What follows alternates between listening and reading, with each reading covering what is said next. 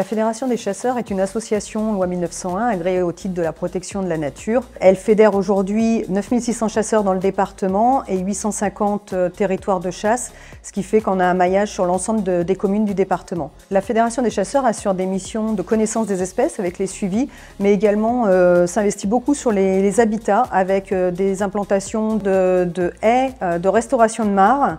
Et elle a aussi un volet de sensibilisation des scolaires, avec plus de 2500 scolaires sensibilisés l'année dernière. Il nous était légitime en fait de remettre ce trophée aujourd'hui parce qu'on est très impliqué sur l'aspect environnemental et la fédération reste un acteur privilégié pour les collectivités et on mène de nombreuses actions avec elle aujourd'hui. Bien, Monsieur Palliard, justement, quelles sont ces actions que vous menez auprès des communes? Alors, elles sont de divers types. Elles peuvent être éducatives, par l'éducation soit sur notre site de Bitterne, soit auprès de vos écoles, chers élus. Autour des écoles, sur un chemin rural, nos techniciens peuvent faire venir découvrir l'ensemble de la biodiversité, que ce soit faunistique ou floristique, aux élèves autour de leurs écoles, soit sur notre site de Bitterne, comme je l'ai dit, ou alors ça peut être également par la replantation de haies. Donc on est très impliqué, et ça aussi on implique éventuellement les écoles. On est le premier acteur qui replante des haies dans le département. Ensuite, sur la réfection de mares ou la création de mares aussi, on est le premier acteur sur la création des mares. Comme l'a dit à juste titre notre directrice, on est une APN, donc une association de protection de la nature, parce qu'on fait beaucoup d'actions. Il n'y a pas que le fusil chez le chasseur, il y a aussi tout l'aspect D'ailleurs, on dit que le chasseur prend soin de son territoire et vous parliez de la réserve de Bitterne. Est-ce que vous pouvez nous expliquer un peu ce qui se passe? Parce que je crois aussi qu'il y a la fondation nationale de la fédération qui intervient sur cette réserve de Bitterne. Tout à fait. Donc chaque chasseur, quand il prend son permis, donne 5 € à cette fondation chaque année. Et ça permet d'investir dans des territoires tels qu'on l'a fait dans le département de la Loire à Bitterne. Et donc à Bitterne, ça nous a permis, c'est un lieu où il n'y a pas de chasse, c'est 35 hectares d'étangs qui sont dévoués à la biodiversité, aux anatidés, mais pas seulement, d'autres oiseaux d'eau et tels que les échassiers notamment. Et c'est un site sur lequel on s'appuie beaucoup pour faire de l'éducation. Et donc la réserve, c'est une propriété de la fédération de chasse ou de la fondation? Propriété de la fondation qui est détenue par les fonds des chasseurs. Très bien. Eh bien, écoutez, bravo en tout cas pour cette action. Et maintenant, nous allons regarder le lauréat de cette catégorie environnement. Dans la catégorie environnement, le lauréat est Montrond-les-Bains. J'invite donc le maire de Montrond, Serge Percet, à nous rejoindre.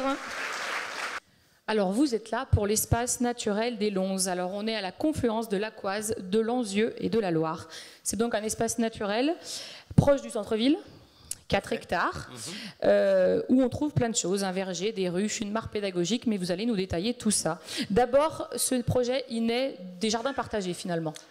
Voilà, c'est ça, tout à fait. Donc on avait ce projet d'installer des jardins partagés, et il fallait bien sûr trouver un lieu.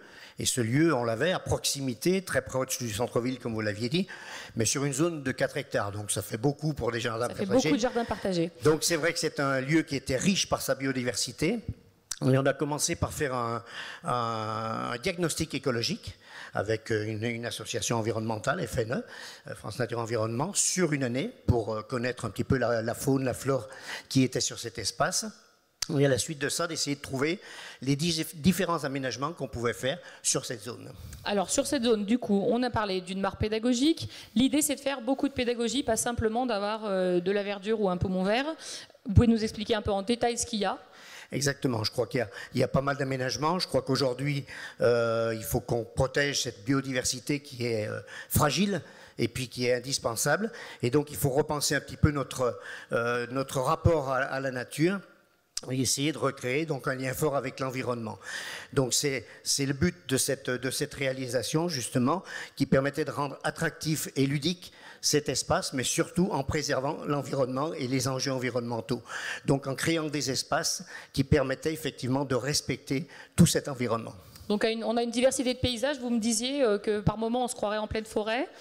Voilà, donc on a divers aménagements, donc une mare pédagogique et qui nous permet effectivement d'attirer divers publics comme les scolaires par exemple.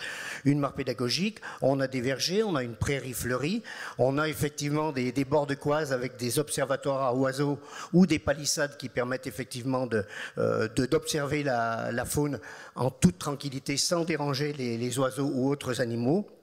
Et donc tous ces espaces-là contribuent effectivement à offrir un cadre de qualité, un cadre de vie, un havre de paix à 2 pas du centre-ville. Pour la commune, c'est un investissement de combien donc cet espace?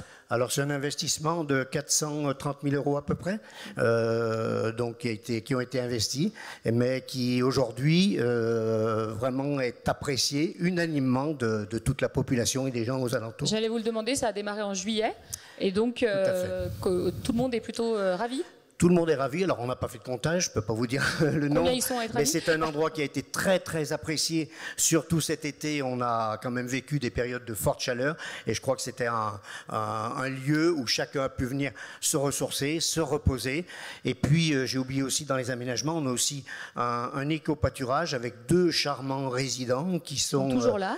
Voilà, qui sont Raffia et Phileos, qui sont 2 alpagas, donc qui sont sur cet espace. Bon, on n'a pas Raffia pour vous remettre votre trophée, mais on va vous le remettre maintenant. Simplement, juste rajouter que le but, c'était effectivement les jardins partagés. Et donc, on a une trentaine de jardins partagés aujourd'hui, avec des 30 jardiniers qui ont été choisis parmi différentes candidatures et qui sont aussi un peu les gardiens de cet espace aujourd'hui, puisque c'est eux qui veillent sur tout cet espace, qui ont voilà, ce rôle de veille par rapport aux animaux et puis par rapport à la flore et à la faune. Eh bien, merci, monsieur le maire. Donc, sans les alpagas, mais avec le trophée. Merci. Je vous laisse rester pour la photo.